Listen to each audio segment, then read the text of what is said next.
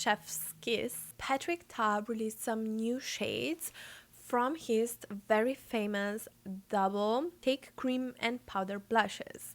Before, I haven't tried this formula, so now I kind of caved and bought one shade to try. With the blush, I also bought a double-sided brush. I decided to try the new shade She Goes to the Gym because something that would actually work almost like as sunburned blush for me.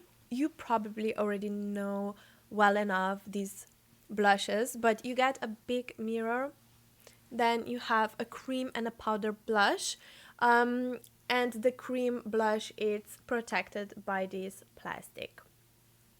So Patrick Ta has his own unique way of applying these blushes. So with makeup, you know, you should always apply liquid and creams first, then you set it with a powder, and then on top you can go with powdery products. But he created a formula where you can go backwards. So you start with powder and then you finish it with a cream blush, so that you're not left with that powdery, very fake looking blush, because that cream gives you back that, you know, moist and healthy looking balmy shift to it. So I always wanted to try this so much. So this is the new brush. This side where it's very fluffy, it's for a powder blush, and this one is for a cream blush. Of course, you can use only one of these. You don't need to use both together, but if you want your blush to really last you a full day, then I advise you to pair these two together, but in a way that you are most comfortable with. So you can do it in a classic way where you apply the cream blush first, then you powder it with a setting powder, and then you finish or top it for the longevity with the powder blush. But I really want to try it in his way because I've never done that before. So I'm just gonna swatch it for you first. So this is the shade. It's a very mauve shade, so that's why I went for this one, because usually even the neutral, like very nudish type of blushes lean too much orangey on me. So there's a slight difference in the shade, but it's like they're almost identical. Okay, so let's go. They have a lot of kickoff, I can see right away. And also I know that these are very highly pigmented, so I'm gonna really try to push it into the brush and spread it evenly across the brush. And then from there, sorry, maybe I should just apply a bit of foundation over what I've already have if I'm doing a video about the blush, you know. So now I have freshly applied a bit of foundation, and it's a very natural foundation, so it's not very balmy, it's not totally matte, so I think it's going to be perfect for this blush because you can really see how it looks. Foundation is not going to interrupt or influence the finish of this blush too much. Okay, so let's see.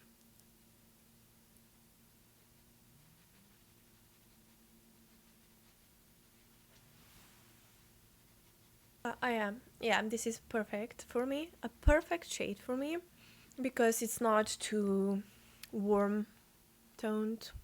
So the only thing you need to be careful about with this powdery blush, it's not to go straight from the pen to the face, because then you're gonna first apply too much, way too much, and the second thing, it can, especially if you have like wet foundation underneath, it can stick to one area and then it looks patchy.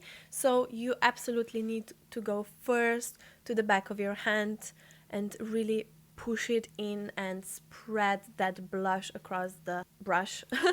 Now I'm a bit nervous with the cream blush because I have never tried this technique before, and again, I'm not sure how pigmented it is, so I'm gonna go again on the back of my hand and spread it, push it in, and then onto my face. wow. Oh wow, loving this shade so much. It's like blushing.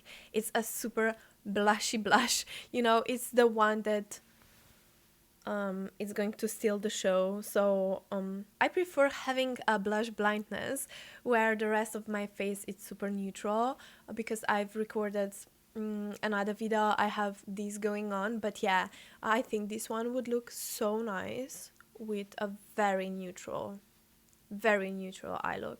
And now you can see that because I've applied cream blush on top of that powder blush, I get that healthy looking glow. It's not that powdery finish, powdery effect. So I'm just gonna do exactly the same on my left side. I would say that these are not like the most beginner friendly blushes, at least in my opinion. You really need to be careful with that first application, because you can always layer it up if you want to. And a quick tip for all of you: if it happens that you apply too much, always have your foundation brush near you, so you can just go across that and around as well, and then you just dialed it down.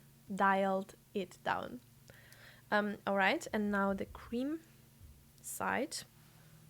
And I really like the shade. I think that the shade is super pretty. So yeah, I've applied a bit much because I really want for you to see the shade.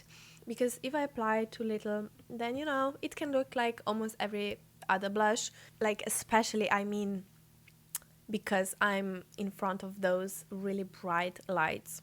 Sometimes the camera just doesn't pick up the shade, but in that way you can really see how it looks. Also, the blush is the first one to go. I know we like layered it, so it means it's going to stay on for a much longer time, but yeah, I like to go with my blush a bit heavy because I know that in 1 hour it's going to look just right. I would just say that these are not for beginners or for those who are not handy enough with makeup. You need to learn how to apply it, and you really need to be super light-handed because they are super pigmented. Both formulas are chef's kiss. So yeah, I'm pleasantly surprised. I thought I'm gonna be, because a lot of makeup artists are loving this. It's going to last me for a long time, so I'm really gonna try use it up, this one, because it's expensive. Like for the price, I wouldn't say this is the best brush. Maybe I feel it's a bit overpriced. Yeah, but I really like the aesthetics of Patrick Ta, and yeah, I would love to try some other products as well. I love his Major Dimension 2 palette. I think it's incredible. Okay, so if you enjoyed this video, then please don't forget to like, subscribe to my channel if you haven't yet, and subscribe to that newsletter of mine, and see you in my next video. Bye.